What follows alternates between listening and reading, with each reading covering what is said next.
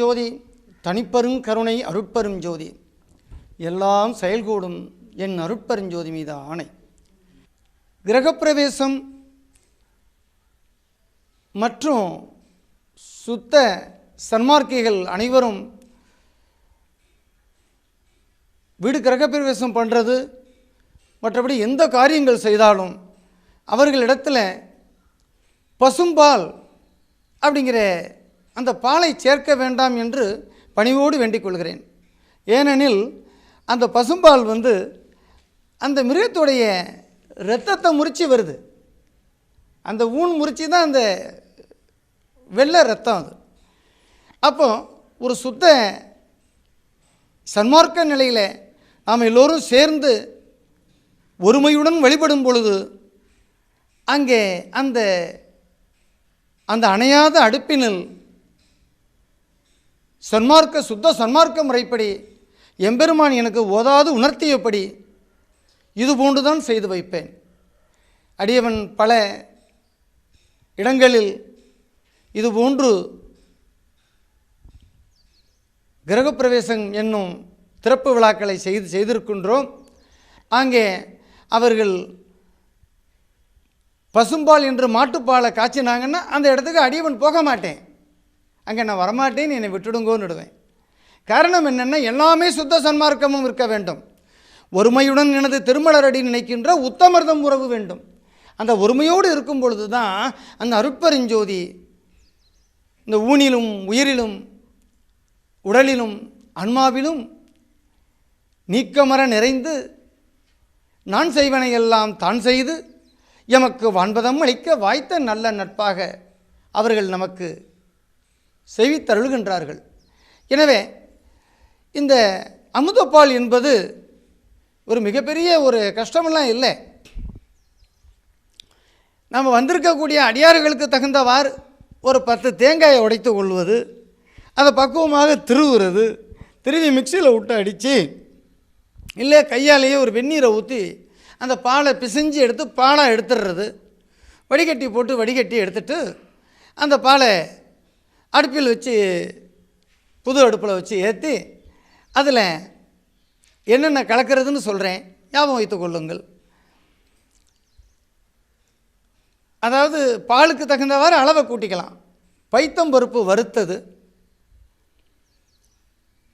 பாதாம் பருப்பு வறுத்தது, பிஸ்தா பருப்பு உப்பு இல்லாதது அதையும் வறுத்து கொள்ள வேண்டும். முந்திரி பருப்பு,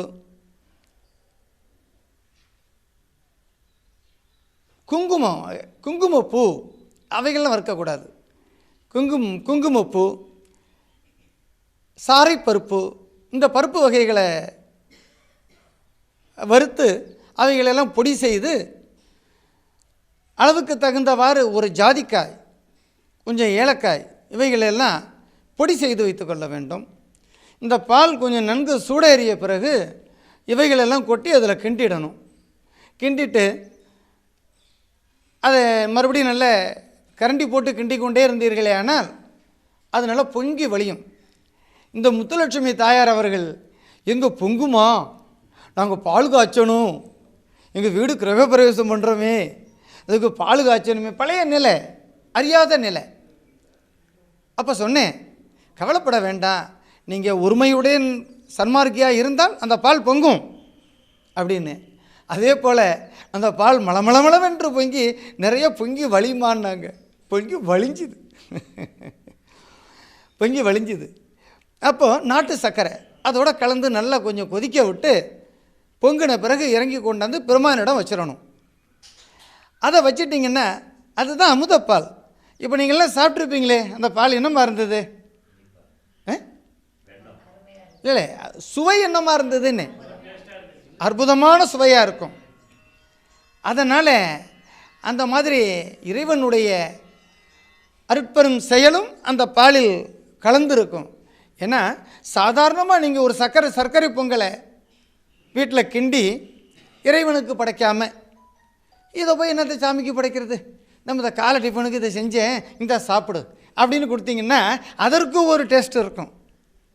அதே பொங்கலை செத்த பொறுங்க பிள்ளைங்களா அப்படின்ட்டு ஒரு கொஞ்சோண்டு எடுத்துகிட்டு போய் அப்படி இந்த பானையை தூக்கிட்டு போய் பெருமான்கிட்ட வச்சுட்டு உமக்கு அர்ப்பணம், அர்ப்பஞ்சோதி உமக்கு அர்ப்பணம், முடிஞ்சு போச்சு.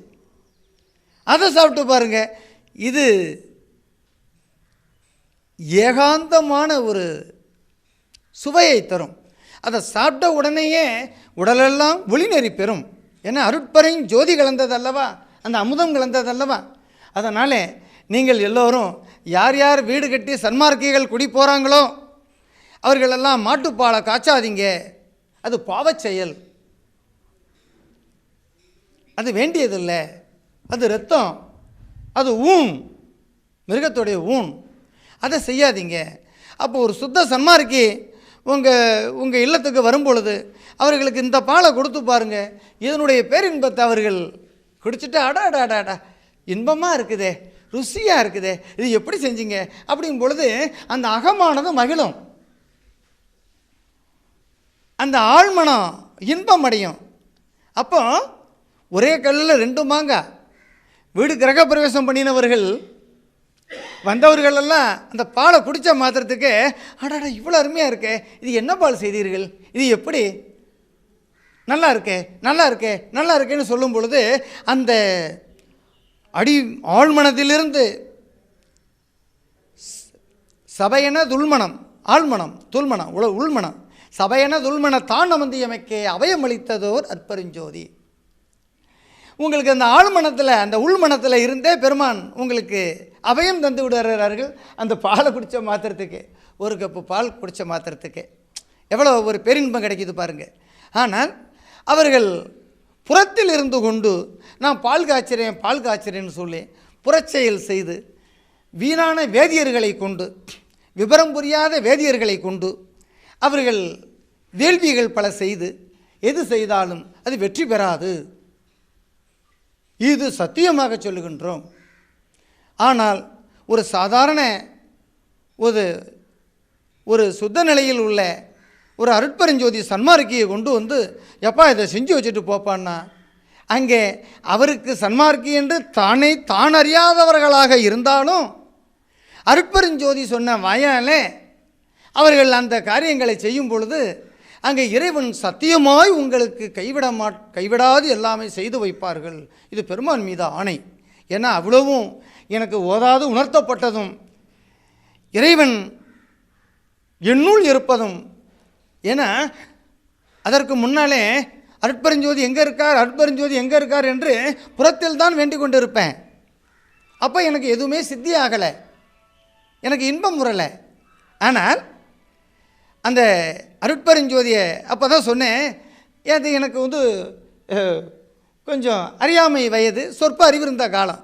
அப்போ சொன்னேன், எப்பா உன்னை எனக்கு வெளியிலேயே வேண்ட வேண்டியதாக இருக்குது, உன் படத்தை பார்க்க வேண்டியதாக இருக்குது, உன் தீபத்தை பார்க்க வேண்டியதாக இருக்குது. நான் பஸ்ஸில் போகிறேன், நான் எங்கே போய் படத்தை பார்க்குறது, நான் எங்கே போய் தீபத்தை பார்க்குறது முடியாது. எனக்கும் உனக்கும் இசைந்த பொருத்தம், நல்ல பொருத்தம். எனவே நாம் ஒன்றென ஒன்றாக இருக்க வேணும். இது உன் மீது ஆணை. இன்று முதல் நீ என்னை விட்டு விலகக்கூடாது, இது உன் மீது சத்தியம் அப்படின்னு சொல்லி ஒரு நாள் பெருமானிடம் யாரும் இல்லை, பைத்தியம் ஒன்று அடியவனே அருட்பெருஞ்சோதி பெருமானிடம் வேண்டினேன். அன்று முதலே எம்பிரான் எனக்கு எல்லாமே தானாகி எல்லாம் தானாகி எனக்கு இந்த பேரின்பத்தை தந்துள்ளார்கள். எனக்கு இந்த போன்று அப்போ என்ன பண்ணுவேன், இந்த 2 கண் புருவ பூட்டுக்கும் நடுவேயும் உச்சிக்கும் கீழேயும் உண்ணாவுக்கு மேலேயும் அந்த அருட்பெருஞ்சோதி சுடர் எரிந்து கொண்டு இருப்பதாக அது சத்தியம்தான். அதை கற்பனை கடந்த கருணைமா நிதி என்னும் நிலையிலே வேண்டிக் கொள்ளுதல் வேண்டும் என்று ஐயா சொல்லுவார்கள். ஆனால் அடியவன் அந்த அருட்பெருஞ்சோதியை இந்த விளக்கை ஏற்றி வச்சுட்டு என்ன பண்ணுவேன் தெரியுமா, அதான் அன்பு செய்யல் வேண்டும். நீங்கள் இங்கே விளக்கு எரியுது அப்படின்ட்டு கண்ணை மூடிக்கிட்டு தியானத்தில் இருப்பது வீண் போய்விடும். அந்த விளக்கு இங்கே எரிவது அந்த கண்டு அன்பு செலுத்தல் வேண்டும். எப்படி அன்பு செலுத்துவது? அருட்ஜோதி ஆனேன் என்றறியப்பா முரசு, அருளாட்சி பெற்றேன் என்றறியப்பா முரசு, மறுச்சார்பு தீர்ந்தேன் என்றறியப்பா முரசு, மரணம் தவிர்ந்தேன் என்றறியப்பா முரசு. இந்த நிலைக்கு தன்னை தானே தான் அமைத்துக் கொள்ளுதல் வேண்டும்.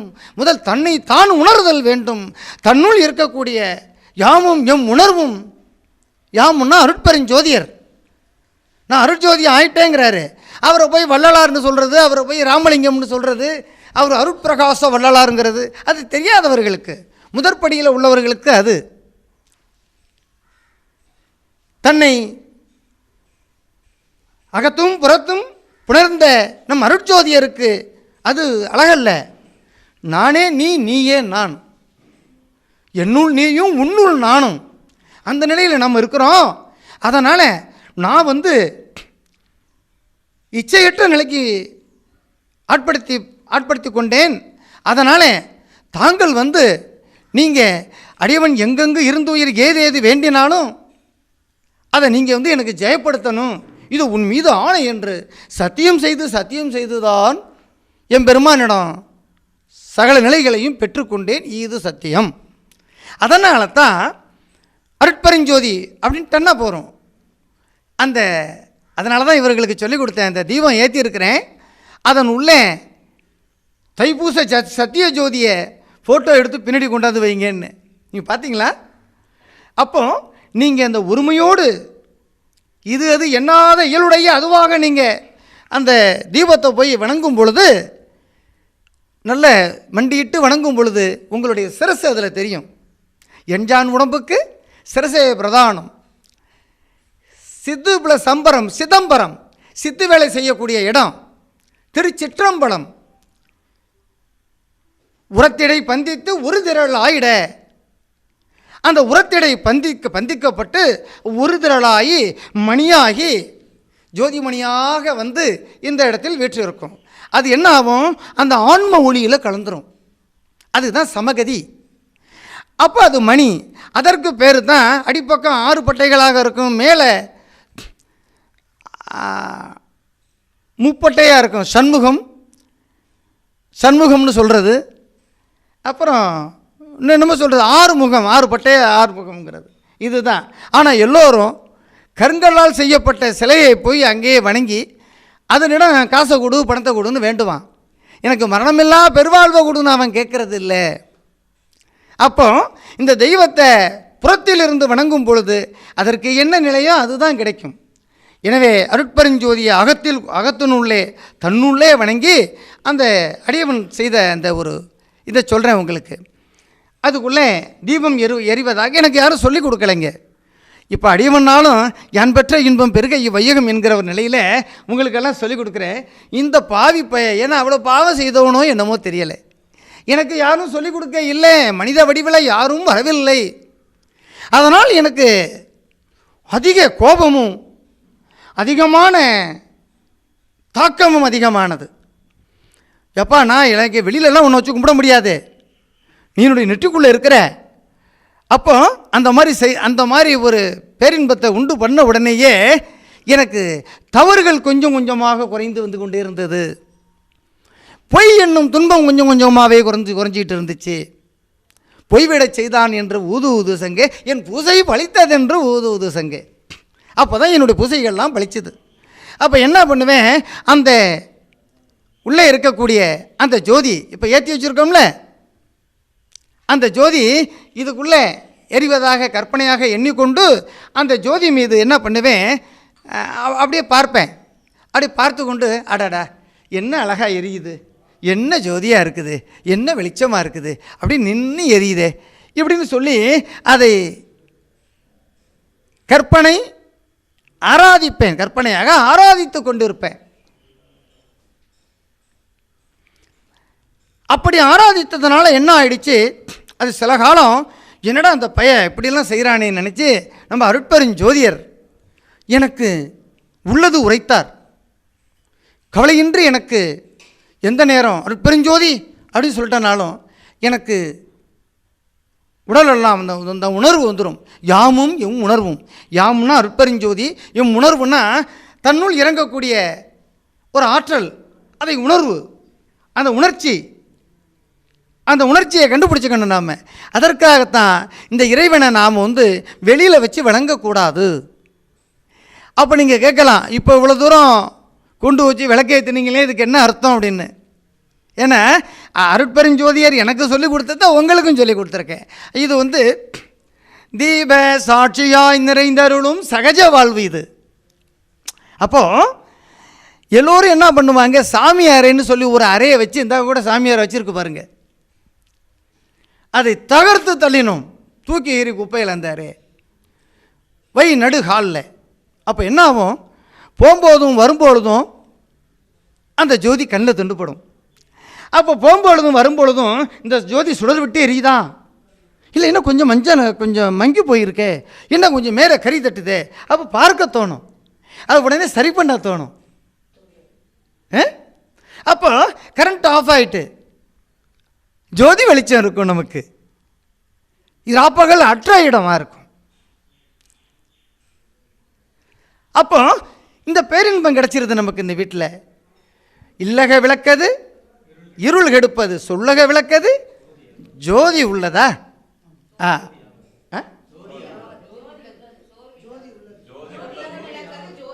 ஜோதி உள்ளது.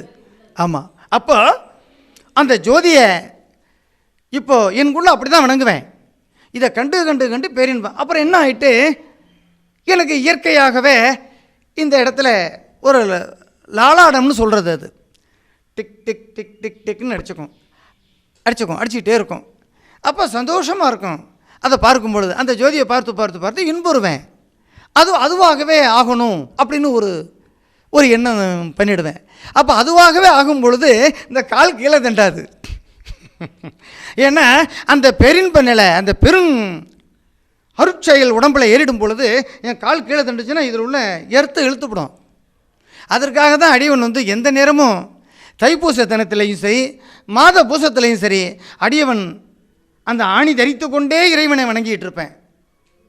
ஆனால் மற்றவர்கள் பார்த்து பெருஞ்சோதி மன்னித்தருளணும், இவன் தவறு செய்கின்றான், இவன் என்ன பெரியவனோ, இவன் ஆணவம் பிடிச்ச அறிவு கட்டவனோ என்றெல்லாம் எண்ணக்கூடும்.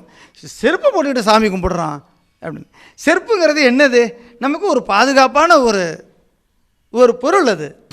அப்போ அது மேலே நின்று கொண்டு இருக்கும் பொழுது அந்த சத்திய ஜோதி நாம் அந்த ஒளியை அந்த உணர்வை பெற்றுக்கொள்ளும் பொழுது நம்மளுடைய உணர்வுகளை கீழே இழுக்காது. அதற்காக தான் அடியவன் அந்த சத்திய ஜோதியை வணங்கும் பொழுதும் அந்த ஆணி தரித்து கொண்டே தான் அந்த ஜோதியை வணங்குவேன். அதை விட்டு கிணங்க எங்கோ மாட்டேன். வீட்டில் அமர்ந்திருக்கும் பொழுதும் கீழே ஒரு பெரிய பலகை கட்டை போட்டிருப்பேன், மணப்பலகை போட்டிருப்பேன், அதில் தான் கால் வச்சுருப்பேன், கால் வைக்கவே மாட்டேன். அதனால தான் வந்தோடனே மணப்பலகை கேட்டவர்கள் சரி பரவாயில்லை. இருந்தாலும் அதுபோன்று இறைவனை தன்னுள் வணங்குங்க, தயவு செய்து தன்னுள் வணங்குங்க. நானவன் ஆனேன் என்று சொல்லுங்க, என்னப்பன் ஆனான் என்று சொல்லுங்க. ஒன்றரை ஒன்றிய ஒன்றென ஒன்றாக நான் ஆயிட்டேன், நான் வேறு ராமலிங்கம் வேறு அல்ல என்று சொல்லுங்க. அது மாதிரி சொன்னீங்கன்னா உங்களுக்கு துன்பம் வராது, அறவே துன்பம் வராது. ஏன்னா நீங்களே நம்முள் இருக்கக்கூடிய இறைவன், ஐயோ நம்ம உள்ளே இருக்கிறாரே, நம்ம பொய் சொல்லிட்டோமே, சாதாரண அந்த ஒரு பொண்ணு போணுச்சு அதை பார்த்துட்டோமே, ஐயா ஒத்துக்குவாரா, உள்ளே இருக்குதே, உள்ளே இருக்காரே, ஐயோ நம்மளோட இருக்கிறாரே, அப்போ நாம் செய்யக்கூடிய குற்றம் அவருக்கும் விளையுமே, அப்போ நமக்கு செய்யக்கூடிய உதவி அவர் தடுத்துருவாரே, இப்படியெல்லாம் என்ன சேரும், சரிதானே? அப்போ என்ன ஆகும், அதிக ஒருமை உண்டாகும், அதிக பேரின்பம் உண்டாகும், அதிக சத்தியம் உண்டாகும். சத்தியம் சத்தியம் சத்தியம் சத்தியம் எனவே அத்தகை விளக்கும் அருட்பெருஞ்சோதி சத்திய நிலைதனை தயவினில் தந்தனை. அந்த கருணையோடு இருக்கும் பொழுது அந்த சத்திய நிலை நமக்கு கிடைச்சிரும். அதனால் ஏன்னா இப்போ நாமளும் எல்லாரும் அகவல் பாடினோம், அந்த தாயாரும் அகவல் கலந்துருந்தாங்க.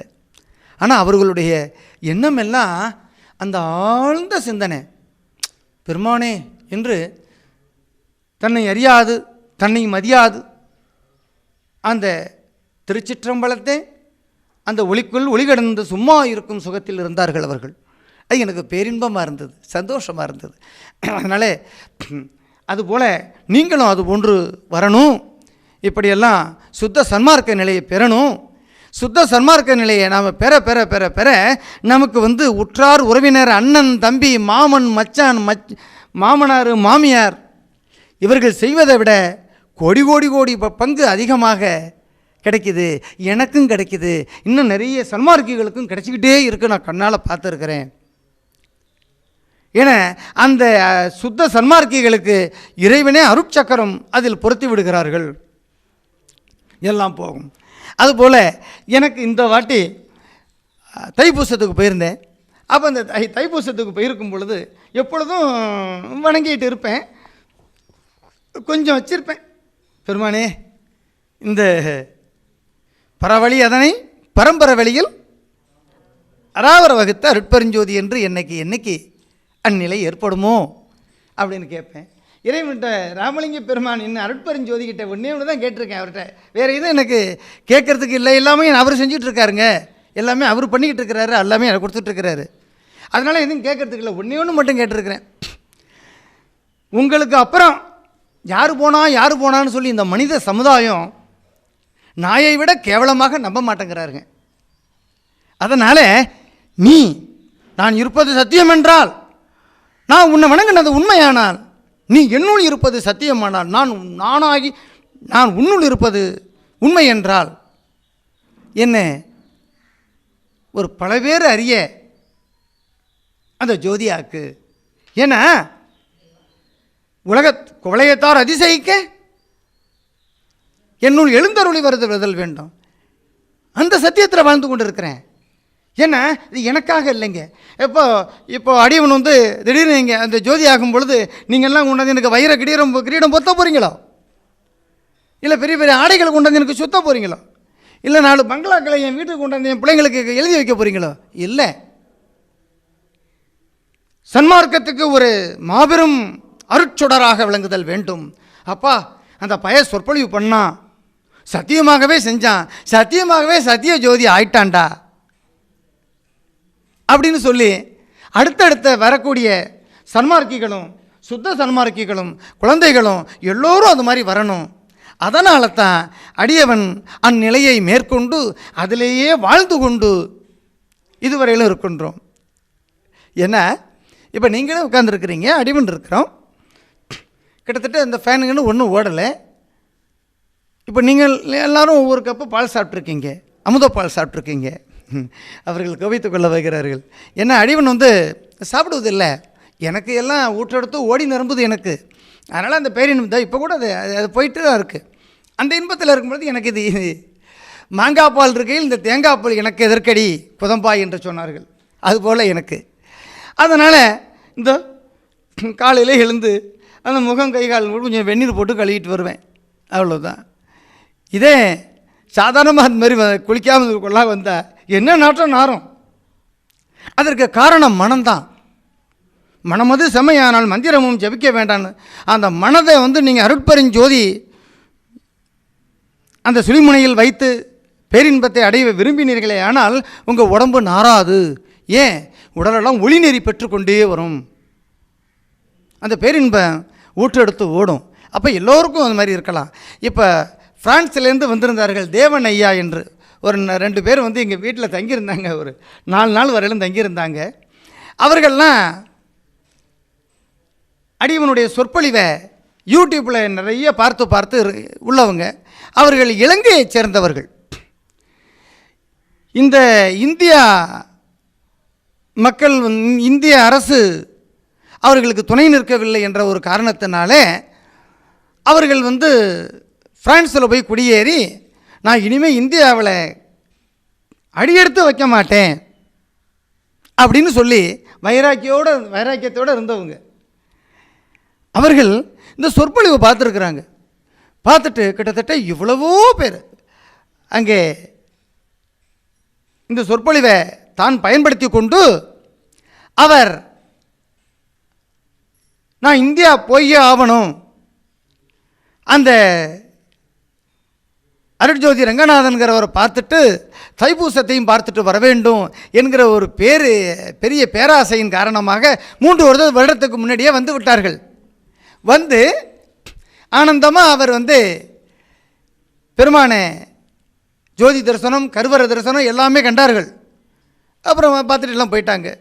இந்த தடவை மீண்டும் வந்து ஜோதி தரிசனம்லாம் பார்த்துட்டு அடியவன் வீட்டில் ஒரு 4 நாள் தங்கியிருந்தாங்க. அப்போ என்ன பண்ணியிருக்கிறாரு இவர், அந்த 2 பேர் தங்கியிருந்தாங்க. அதில் ஒருவர் பேர் தான் தேவன்னு பேர். ஆனால் அவர் வந்ததுலேருந்து குளிக்காமல் இருந்திருக்கிறாரு. எனக்கு இது தெரியாது.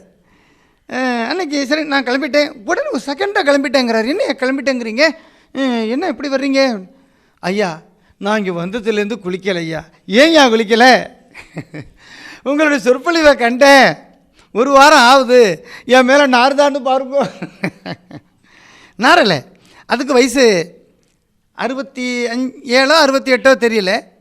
ஏன்னா அந்த மனம் ஒன்றிய நிலை, ஒருமைப்பட்ட நிலை, அதனால் அவர்களுக்கு நாரலை. இதுவே நல்லா சத்தியமாக நிற்கும் அப்படின்ட்டு. அதுபோல் கிட்டத்தட்ட ஒரு பல பேர் குளிக்காமல் இருக்கிறாங்க. அப்போ மற்றவர்கள் நினைப்பது உண்டு, ராமலிங்க சுவாமிகள் எங்கேயாவது 6ஆம் திருமுறையிலையும் இந்த திருமுறையாவது நீங்கள் வந்து குளிக்க வேண்டாம்னு எழுதியிருக்கிறாரா? இல்லை. நீங்களெல்லாம் படிக்கக்கூடியது வந்து படிப்புன்னு எடுத்துக்கிட்டிங்கன்னா எழுதிய ஏடகத்தை படித்து தெரிந்து கொண்டது தான். எழுதாமறன்னு ஒன்று இருக்குது, எழுதாத ஏடகம் என்று ஒன்று இருக்குது. அதை எப்படி படிக்கிறது, அதை எப்படி தெரிந்து கொள்வது? பரிந்து உள் உணர்ந்து அந்த அருட்ஜோதி உள்ள போயிட்டோம்னா தான் அது எல்லாம் டான் நமக்கு அழைச்சிட்டு போயிட்டுருக்கும். என்னை அது போன்று அழைத்து கொண்டு போயிட்டுருக்கு. எனக்கு வந்து ஒரு நாள் ஒன்றுக்கு கிட்டத்தட்ட 4 தடவை 5 தடவை குளிப்பேன். நீர்யானன்னு சொல்லுவாங்க. என்ன சும்மா தண்ணிக்குள்ளே கிடக்கிறேன்னு நான் கடை வச்சுருப்பேன். ஒரு சித்தர்ரா அப்படின்ட்டு உடையாந்து ஒரு குளியலை போட்டு ஒரு ட்ரெஸ்ஸை மாற்றிட்டு ஓடி போவேன். அந்த மாதிரி இருப்பேன். இப்போ இது மாதிரி கிடக்கிறேன்னு சொன்னால் இறைவனுடைய அருள் பரிபூர்ணமாக இருப்பதனால, அந்த சத்தியத்தை தான் உணர்ந்ததுனால அந்த உடல் அப்படி இருக்குது. அதனால் நீங்களும் நம்மளையும் குளிக்க வேண்டாம்னு சொல்கிறாரு போல இருக்குது அப்படின்னு நினைக்க வேண்டாம். அது காலம் கைகூடும். உங்களுக்கு அந்த ஒளிநிலை உடம்பில் ஊற்றெடுத்து வீறு கொண்டு எழும் பொழுது அந்த குளிக்காத நிலை நமக்கு வேண்டியது இல்லையே, நமக்கு என்னத்துக்கு இது அப்படின்ட்டு அப்போ தான் அது வரும். அந்த எண்ணங்கள் நிற்கும், அந்த ஒருமை ஏற்படும், டக்குன்னு அந்த உடம்பும் ஒரு நல்ல நிலைக்கு வரும். அதனால் நீங்கள் குளிக்க வேண்டாம் என்கிற ஒரு நிலையை நீங்கள் தூஷணம் பண்ணுவதோ உடனே பற்றி கொள்ள வேண்டும் என்பதோ என்ன வேண்டாம், எல்லாம் இறைவனே செய்து கொள்வார்கள். அதே போல் நீங்கள் இந்த சாஸ்திரம் சம்பிரதாயம் அந்த என்ன சொன்னீங்க, அந்த வேதாந்தம் சித்தாந்தம் இவர்களிடம் சன்மார்க்கியா யார் யார் இருக்கீங்களோ, சுத்த சன்மார்க்கியா உள்ளவர்கள், சுத்த சன்மார்க்கி அப்படின்னு நீங்கள் உங்கள் வாயால் நான் சுத்த சன்மார்க்கி, எனக்கு ராமலிங்க பெருமானை என் அருட்பெருஞ்சோதியை தவிர நான் வேறு எந்த கோயிலுக்கும் போகமாட்டேன், எனக்கு அருட்பெருஞ்சோதியை தவிர வேறு எந்த குலதெய்வமும் கிடையாது, எனக்கு அருட்பெருஞ்சோதியே குலதெய்வம் என்கிற ஒரு மனப்பக்குவத்துக்கு யார் ஒருவர் வந்தார்களோ அவர்கள் போய் வெளியில் உள்ள சாதாரண சாமியார்கள், வேதாந்தி, சித்தாந்தி, ருத்ராட்ச கொட்டை இது மாதிரி உள்ளவர்கள்ட்ட எல்லாம் போய் நீங்கள் சன்மார்க்கத்தினுடைய விளைவுகளை, ஏன்னா ஒவ்வொருவருக்கும் ஒவ்வொரு விதமாக ஐயா விளைவிப்பார்கள், உணர்த்துவார்கள். அந்த உணர்வை சித்தனாலே நீங்கள் பெருமான்கிட்டையே ஏப்பா என்னப்பா இது மாதிரி எனக்கு ஒரு உணர்வு வந்திருக்குது, நீங்களே எனக்கு விட சொல்லுங்கப்பா, நான் யார்கிட்டையா போய் கேட்பேன் அப்படி சொன்னீங்கன்னா நீங்கள் இப்படி சொல்லிவிட்டு வெளியில் வருவீங்க. உங்கள் வீட்டு வாசலில் போய் இப்படி நிற்பீங்க, எவனோ 2 பேர் பேசிட்டு போயிட்டுருப்பான். நீங்கள் எது வேண்டினீர்களோ அதற்குள்ள விடை யாரோ 2 பேர் பேசிட்டு போயிட்டுருப்பான். அது இறைவன் உங்களுக்கு கொடுத்த விடை. அப்படி தான் அடியவன் எல்லாத்தையும் பெற்றுக்கொண்டேன். அந்த மாதிரி நீங்கள் இருக்கலாம். அதனால் இந்த சாமியார்கள்ட்ட போகிறதும் இவர்கள்ட்டெல்லாம் போனீங்கன்னா என்ன சொல்லிவிடுவாங்கன்னா அவர்கள் வந்து சன்மார்க்கத்தை உணராதவர்கள், தவறே சொல்லி நம்மளை கெடுத்துருவாங்க. அதனால் நீங்கள் அப்படியெல்லாம் கேட்க வேண்டாம். தன்னெஞ்சு அறிவது பொய்யற்க பொய்த்த பின் தன்னெஞ்சே தன்னை சுடும். அதே நேரத்தில் அந்த தன்னெஞ்சத்தில் உள்ள அருட்பெருஞ்சோதியை நாம் வேண்டி உண்மையாக வணங்கி விட்டோமே ஆனால் நிச்சயம் நம்மளுடைய சந்தேகத்துக்கெல்லாம் பதில் சொல்லிடுவாங்க. இது நிச்சயம் உண்டு. அதனால் நீங்கள் யாரையும் குருவாக எண்ணி அலைய வேண்டாம், கஷ்டப்பட வேண்டாம். உங்களுக்கு அருட்பெருஞ்சோதியே குருவாக அமைந்து விடும். அதனால் நீங்கள் அந்த வேதாந்தி சித்தாந்திகள்கிட்டெல்லாம் போய் சன்மார்க்கத்தை பற்றி கேட்காதீங்க. அவர்கள்லாம் தப்பாக சொல்கிறாங்க. தப்பு தப்பாக சொல்கிறாங்க. சிலர் சூடத்தை வச்சு ராமலிங்க பெருமானை எரித்து விட்டதாக சில பாவிகள் சொல்லிக்கிட்டு இருக்கிறாங்க. அது சொல்லிக்கிட்டு இருக்கும்பொழுது என்ன ஆகுன்னு கேட்டிங்கன்னா, அதை அப்படியே அவனையே வச்சு எரிக்க தோணும். அவனையே வச்சு எவனாச்சும் ஒருத்தன் எரிச்சு விடுவான். ஏன்னா கோளாலே கொலை கருவியாலே வேற்றாலே எந்த கொலை கருவியாலும் நீராலே நெருப்பாலே ககனமதனாலே எதனாலே என்ன ஒன்றும் பண்ண முடியாது அப்படின்னு பாடினவரை ஒரு சாதாரண சூடம் அழிச்சிருமோ? அழிக்க முடியாது. அவர்கள்ட்ட கிட்ட போக முடியுமா? நீங்கள் ஒரு அடி எடுத்து வச்சிங்கன்னா அவர் 100 அடி தாண்டி அங்கே போயிட்டுருப்பார். அவர்கிட்ட போக முடியாது. சாதாரண இவனே இந்த நிலையில் இருக்கும் பொழுது எம்பெருமான் இந்த நிலையில் இருப்பார். அதனால் நீங்கள் எல்லாம் ஐயாவை அப்படியெல்லாம் எண்ணிடாதீங்க. மனித வடிவில் ஒரு கஷ்டமான குடும்பத்தில் பிறந்து அவர் துன்பத்தை அனுபவித்து நாமெல்லாம் இந்த மாதிரி நல்லா இருக்கணும். இப்போ அவர் கொடுத்த ஒரு கிஃப்ட்டு தான் இன்றைக்கி எல்லோரும் சுத்த சன்மார்க்கிகள் அத்தனை பேரும் இன்றைக்கி ஏகாந்தமாக பாடுனீங்களே, இந்த அகவலை ஏகாந்தமாக அருட்பெருஞ்சோதி மகாமந்திரம் சொன்னீங்களே. வள்ளலார் பாலு ஐயா அவர்கள் அல்ல அந்த பரிபூரண அந்த உணர்ச்சி பெருக்கெடுத்து அவர் ஒவ்வொரு வேலையும் செய்து கொண்டிருந்ததெல்லாம் எனக்கு ரொம்ப சந்தோஷமாக இருந்தது. அப்போ அந்த மாதிரிலாம் இருக்கும் பொழுது ஒவ்வொருவரும் அந்த மாதிரி இருந்தோம்னா, என் வீடு இது அவருடைய வீடு, நாம் அவருடைய வீட்டுக்கு தான் போய் உட்காந்துருக்கோம், நாம் அப்படி முடுக்கில் உட்காந்துருப்போம் கூடாது. அங்கே எல்லாத்தையும் தன் வேலை தன் வீடு தன்னுடைய மனநிலை எல்லாமே எடுத்து செய்து கொண்டிருக்கும் பொழுது உங்களுடைய வேலையெல்லாம் நான் செய்வனையெல்லாம் தான் செய்து அமைக்க உங்களுக்கு வான்பதம் அளிக்க வாய்த்த நல்ல நட்பாக ஐயா அமைந்து விடுவார்கள். அதனால் எங்கெங்கு இருந்துயர் ஏதேது வேண்டினும் அங்கங்கு இருந்தொருள் அருட்பெருஞ்சோதி என்கிற ஒரு நல்ல நிலைப்பாட்டுக்கு நீங்களெல்லாம் வர வேண்டும் என்று கேட்டுக்கொண்டு இந்த உரையை இதோட முடிச்சுக்கிறேன்.